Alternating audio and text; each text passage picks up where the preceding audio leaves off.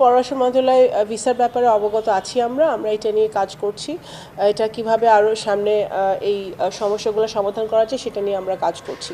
এবং আমার ব্যক্তিগতভাবে আমার যেটা সংকল্প সেটা হচ্ছে যে বাংলাদেশকে আবার সেই অনেক দিন পরে বাংলাদেশে একটি গণতান্ত্রিক সরকার এসেছে।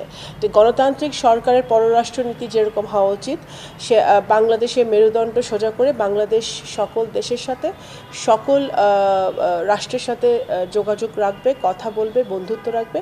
সেই মেরুদণ্ডটা আমাদের অনেক দিন পরে শক্ত হয়েছে, বিকজ আমরা একটি জনগণের ম্যান্ডেট নিয়ে আমরা এসছি। এবং শুধু এই সরকার শুধু পররাষ্ট্র মন্ত্রণালয় নয়, এই সরকার সকল দল, মত, ধর্ম, বর্ণ এবং আমাদের বিরোধী যারা যারা নির্বাচন করেছে এই নির্বাচনে সকলকে সাথে নিয়ে, আমাদের সিভিল সোসাইটি আছে, সকলকে সাথে নিয়ে আমাদের সিদ্ধান্তগুলো আমরা আমাদের মেরুদণ্ড শক্ত করে আমরা সামনের দিকে এগোতে চাই। বাংলাদেশকে সবার ভিন্ন নজরে দেখতে হবে, কিছু কাজ করতে পারবো।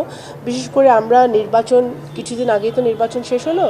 নির্বাচনের পূর্বে এত বছর ধরে বাংলাদেশ জাতীয়তাবাদী দলের কর্মী হিসেবে আমরা যে প্রতিশ্রুতি দিয়েছি, আমাদের মাননীয় প্রধানমন্ত্রী জনাব তারেক রহমান যে প্রতিশ্রুতি দিয়েছে মানুষকে, বাংলাদেশের জনগণকে, যে বাংলাদেশ ফার্স্ট বা সবার আগে বাংলাদেশকে মাথায় রেখে আমাদের প্রত্যেকটি নাগরিকের জন্য কাজ। আমাদের সকল এখানে যারা কর্মরত আছেন অত্যন্ত বিজ্ঞ, এবং আমাদের অনারেবল ফরেন মিনিস্টার যার একটি দীর্ঘ ক্যারিয়ার আছে পররাষ্ট্র জায়গায়, তো অবশ্যই ওনার যে বিশাল অভিজ্ঞতা, এর আগে উনি পূর্ববর্তী সরকারে উনি এনএসএর দায়িত্ব পালন করেছেন, সেটাতে ওনার বিষয়কে পররাষ্ট্র মন্ত্রণালয় একটা গুরুত্বপূর্ণ ভূমিকা পালন করতে পারে।